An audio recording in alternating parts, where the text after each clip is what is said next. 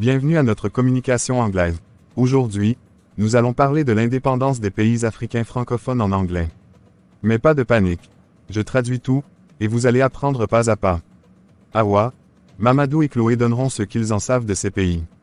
Je traduirai et leur demandera un exemple de construction. Mettez-vous à leur place et répétez.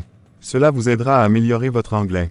Allons-y donc sans protocole. En 1960, beaucoup de pays africains sont devenus indépendants. Très bien. En anglais, on dit. In 1960, many African countries became independent. Awa, répète après moi, became independent, sont devenus indépendants. Became independent. Peux-tu construire une phrase avec became independent? Bien sûr, professeur. Ghana became independent in 1957. Professeur, est-ce que le Ghana est un pays francophone? La Guinée a été la première nation, en 1958, avec Ahmed Sékou Touré. Tu as raison, Mamadou. Le Ghana n'est pas un pays francophone. Mais Awa a donné un exemple.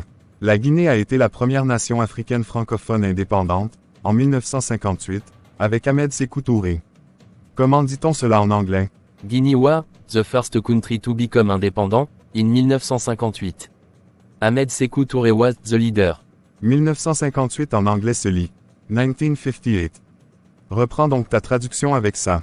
Guinea was the first country to become independent, in 1958.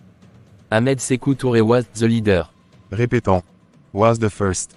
Était la première. Ou, était le premier.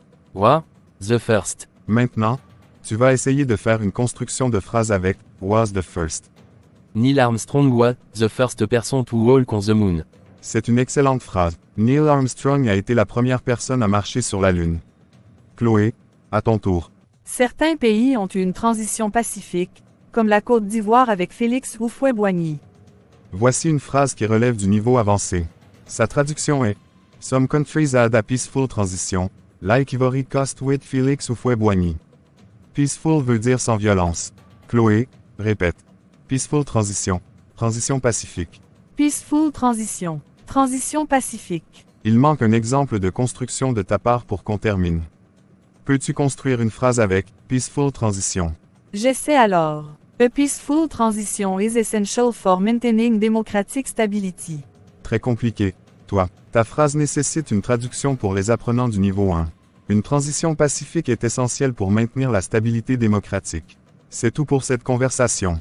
À la maison, continuez de répéter pour vous perfectionner en anglais. Goodbye.